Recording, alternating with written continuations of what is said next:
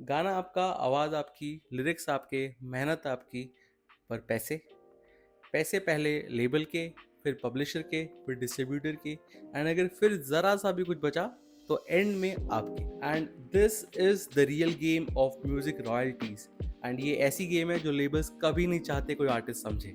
I am Kunal, I am a singer, songwriter and a music producer, and I have spent last decade in the music industry as an artist, as an entrepreneur, and as someone who has deal with labels as well. और इतने साल मैंने industry के अंदर बने रहने के बाद एक चीज़ ज़रूर सीखी है कि रॉयल्टीज़ का सिस्टम इतना कॉम्प्लेक्स बनाया गया है कि इस पूरे क्यू में आर्टिस्ट हमेशा एंड में ही आता है। So let me tell you about how many types of royalties are there, because बहुत सारे आर्टिस्ट को यही बात क्लियर नहीं होती। पहला होता है मैकेनिकल रॉयल्टीज, अगला होता है परफॉर्मेंस रॉयल्टीज, एंड तीसरा होता है streaming royalties.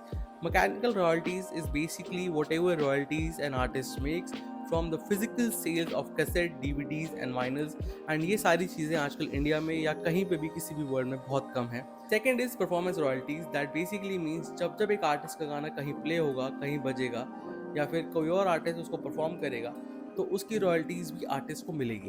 And third one is streaming royalties.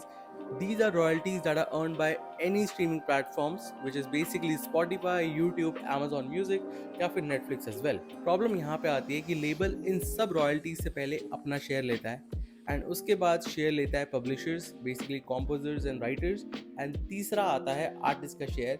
अगर उसकी शेयर की मैं बात करूं तो ऑल टुगेदर एक अलग ट्रेजेडी है। Spotify का global pay out rate is $0.003 to $0.005, and India में ये शेयर और भी कम हो जाता है बिकॉज सब्सक्रिप्शन प्लान ऐसे प्लेटफॉर्म्स के सस्ते हैं, which basically means overall value जो एक गाना एक स्ट्रीम से जनरेट करता है वो कम हो जाती है, हेंस आर्टिस्ट का पे आउट भी बहुत कम हो जाता है। मैं अपनी ही बात करता हूँ, मेरे खुद के गाने पे 50 लाख स्ट्रीम आने के बाद मुझे 1 लाख रुपए मिले थे, which is basically negligible amount of money, because ये पे आउट भी मुझे 8 महीने बाद आके मिला था। तो मोटी मोटी बात ऐसी है कि अगर आप एक इंडिपेंडेंट आर्टिस्ट हो जो अभी शुरुआत कर रहा है एंड सोच रहा है कि मेरे 1 लाख 2 लाख स्ट्रीम्स आ जाएंगे तो मैं बहुत सारे पैसे कमा के दोबारा से री इन्वेस्ट कर दूंगा, I think you are in a toss, because 1 lakh रुपए कमाने के लिए आपको 50 लाख स्ट्रीम्स बैर मिनिमम चाहिए इंडिया के अंदर, उसके बाद वेट भी करना पड़ सकता है। एंड अब बात करते हैं कि लेबल्स इतनी इंपॉर्टेंट इन्फॉर्मेशन हम आर्टिस्ट से छुपाते क्यों हैं। पहले आता है advance, which is future lock. Label आपको 5 से 10 लाख रुपए दे देता है अपने गाने को प्रमोट करने के लिए एंड बनाने के लिए, बट ये पैसा लेबल तब तक आपकी जेब से काटता रहता है जब तक उसके के पूरे पैसे रिकवर नहीं होते। दूसरा आता है break even clause. Label takes care of studio cost, ads की कॉस्ट, मार्केटिंग की cost, and even song production की कॉस्ट एज वेल, बट इस सारा का सारा खर्चा आर्टिस्ट के नाम पे चढ़ता है एंड सिर्फ और सिर्फ नाम लेबल का आता है। And the third thing is inflated marketing bills. Basically जो खर्चे 2 लाख में हो सकते हैं, मैंने बिल्स बनते देखे हैं स्टूडियोज के एंड लेबल्स के up to 6 lakhs, which is unethical but at the same time very very demeaning for an artist. काफी बड़े इंडी आर्टिस्ट ने ये ओपनली बोला है कि उन्होंने लेबल से साइन करके कभी आज तक पैसा नहीं कमाया, सिर्फ और सिर्फ उनको एक्सपोजर मिला है।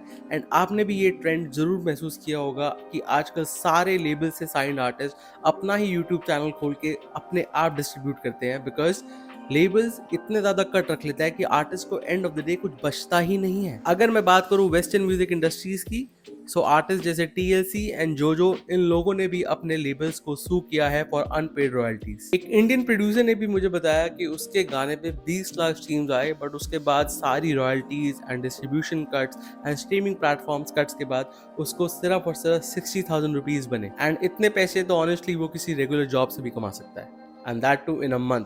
एंड ये पैसा आने के लिए उसको कम से कम 3 महीने का वेट करना पड़ा। द बिगर प्रॉब्लम इज कि रॉयल्टीज का ये सारा का सारा सिस्टम इस तरीके से डिजाइन किया गया है कि एक आर्टिस्ट हमेशा लेबल पे डिपेंड रहता है, and dependent artist is basically giving your creativity control to someone else. Your music becomes a product and its value is counted on the basis of ROI. So after spending years in the music industry, I have reached to some conclusions, which is basically अगर आप एक independent artist हो तो कोई भी deal sign करने से पहले मेक श्योर कि आपका कॉन्ट्रैक्ट एक लॉयर पढ़े एंड उसको वेरीफाई करे, एंड आप हर महीने रॉयल्टी स्टेटमेंट डिमांड करें, एंड जितना हो सके अपना गाना अपने आप डिस्ट्रीब्यूट करें, बिकॉज इससे आप कम से कम लेबल्स का कट एंड पब्लिशर का कट माइनस कर देते हैं। एंड अगर आप चाहते हैं कि इसके ऊपर मैं एक डिटेल वीडियो बनाऊं तो नीचे कमेंट सेक्शन में रॉयल्टी रिवील्स कमेंट करते जाइए, and I am gonna make sure that I bring someone from IPRS or SOCAN which can give you more insights on how to make money. Until then, this is Kunal Babbar. I'm signing off and I'll see you tomorrow with new music updates. And obviously आपके पास airlift already है,